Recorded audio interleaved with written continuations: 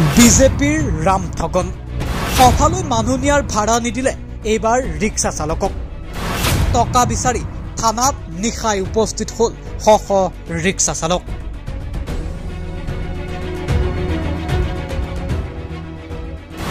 ই ৰিক্সালৈ নিশাৰ ৰঙিয়া থানাত এইসকল ৰিক্সা চালক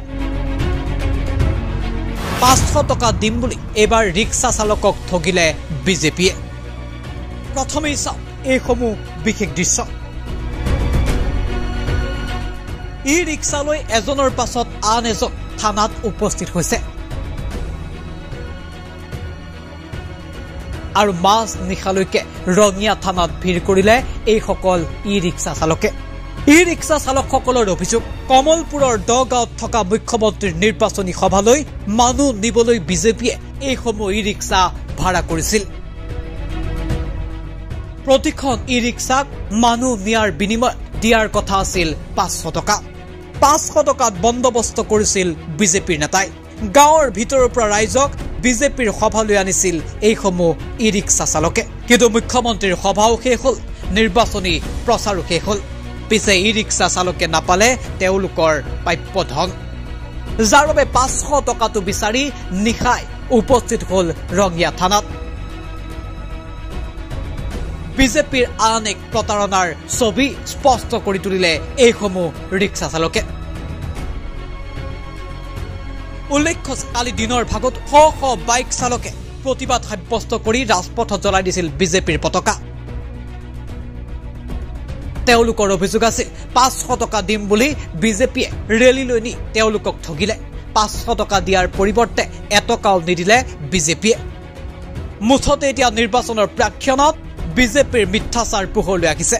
500 টকাৰ বিনিময়ত ই ৰিক্সা আৰু বাইক চালকক ভাড়া কৰি পৰৱৰ্তী সময়ত 500 টকা নিদি এইবাৰ ৰাম ঠগন দিয়াৰ অভিযোগ বিজেপিৰ বিৰুদ্ধে।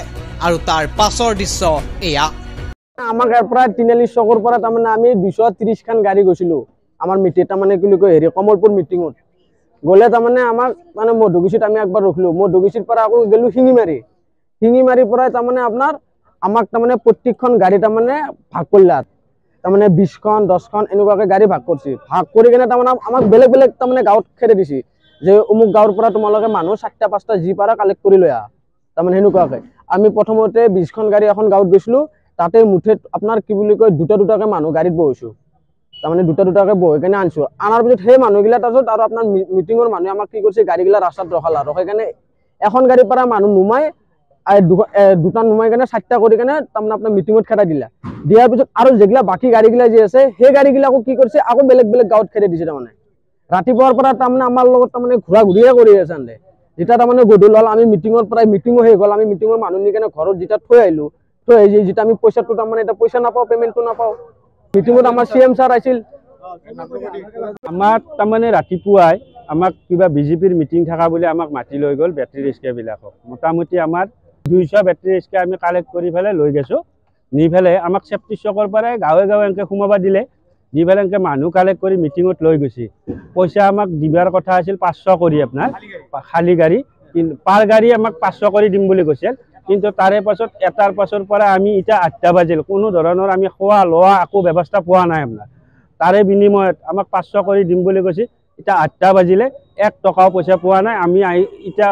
আমি একো উপায় নাপায় আমি তাৰমানে থানালৈ আহিছোঁ। আৰু তাৰমানে আমি OC ছাৰক কৈ পেলাই আমি তাৰমানে ন্যায় বিচাৰিছোঁ আৰু যে আমাৰ প্ৰাপ্ত পইচাখিনি আমি যাতে ঘূৰাই পাওঁ। আমি যোগাযোগ মানে আমাক মিটিং আছে, বিজেপিৰ মিটিং থকা বুলি কৈছে। আপোনাৰ হেমন্ত ছাৰ আহিছে তালৈ, পইচাটো আপোনাৰ বিজেপিৰ মানুহে কৈছে আপোনাৰ পইচা দিম বুলি। আমাক দিগন্ত কলিতা ছাৰে কৈছে থানালৈ যোৱা, তোমালোকে তাতে পইচাখিনি আমি কিবা আলোচনা কৰি দি দিম বুলি কৈছে। তেওঁলোকে আৰু পলাইছে, আৰু তাৰ পৰাই পলাইছে আমাক মিটিঙৰ পৰাই। মোবাইলত মাৰি আছো, আপোনাৰ চুইচ অফ দেখাই আছে মোবাইলবিলাক। দগাঁৱত মিটিং আছিল আপোনাৰ CM ছাৰ, আপোনাৰ হেমন্ত বিশ্ব ছাৰ। হেৰি গাড়ী লাগে 200 গাড়ী লাগে, 200 গাড়ী লাগে বুলি কৈছে। আমি আমাৰ যিটো লিড লৈছি তাৰ কৈছে চৰিফুল বুলি নামৰ ল'ৰাজন। লিড লোৱাৰ পিছত আমি চবে গৈছোঁ। যোৱাৰ পিছত দিনটো তাতে মানে গাঁৱে গাঁৱে ঘূৰাই মেলি খালী গাড়ীৰ কথা কৈ মানে ঘূৰাইছে আমাক। কিন্তু আমাৰ 500কে বন্দোবস্ত আছিল, পইচাটো আমি এটাক লাগি এতিয়াও পইচাটো আমাক দিয়া নাই। গোটেই দিনটো ঘূৰাই মেলি আজি এতিয়া থানাত আহিব লগা বাধ্য হ'ল আমাৰ। মানে পেসেঞ্জাৰ লৈ ঘূৰি আছো দিনটো ঘূৰি আছো পইচাটো পোৱা নাই পইচাটো 500 দিয়া কথা আছিল দিনৰ 1 বজালৈকে 9টাৰ পৰা 1টাক লাগি আছো তাৰ মানে আপোনাৰ আমাৰ মুখ্যমন্ত্ৰীৰ প্ৰগ্ৰাম আছিল দগাঁও সাজে নে কি বুলি কয় তাতে প্ৰগ্ৰাম আছিল আমাক লৈ যাই ফেলে আমাক প্ৰথমতে কৈছে কি যে আমি ৰেলী কৰিব ইয়াৰ পৰা খালী গাড়ী যাব খালী গাড়ী আহব তোমালোক 500 টকা দিম এতিয়া চাওক আমি দিন হাজিৰা কৰি খোৱা মানে সকলে ৰৈ আছে আমি মালিকক যদি 500 টকা পাওঁ মালিকক 250 দিলে আমি 250 টকা লৈ ফেলে 30 দি বজাৰ কৰিম নিম খাম লম এতিয়া আমাক তাৰমানে ফুটবলৰ দৰে এনেকৈ ছুটুৱাই আছে তাৰমানে ইয়াৰ পাৰে কৈ ইপিনি যাক হিপিনি কৈ হিপিনি যাক হিপিনিৰ পাৰে হিপিনি পঠাই আমুকে দিব তামুকে দিব লাষ্ট পৰ্যায়ত কৈছে আপোনালোকে থানা গেলি যাক থানাত যাই ফেলে এটা কল কৰোঁ এটা কাক কল কৰোঁ কি কৰোঁ এবাৰ মানুহ পইচাটো আমাক দিলে আমি যাব পাৰোঁ দিনে তাৰপিছত কৈছিল 600 বুলি কৈছিল যে 600 কৰিম ইপিনি পিনি হিপিনি দেউৰে হিপিনি আমি তাৰমানে এনেকুৱা পৰ্যায়ত আছোঁ তাৰমানে আমি তাৰমানে কেজাং লগাব বিচাৰা নাই ভাল নালাগে আমি যে গৰীব মানুহ যি এতেকে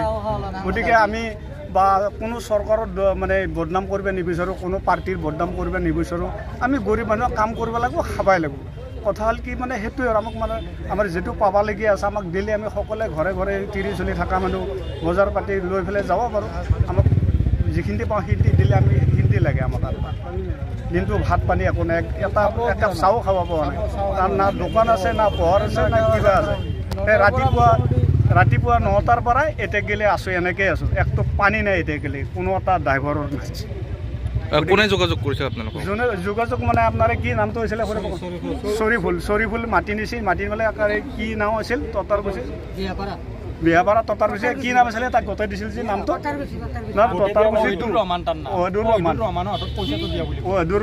পইচাটো দিয়া বুলি কৈছে এতিয়া গেলে আমাক দিয়া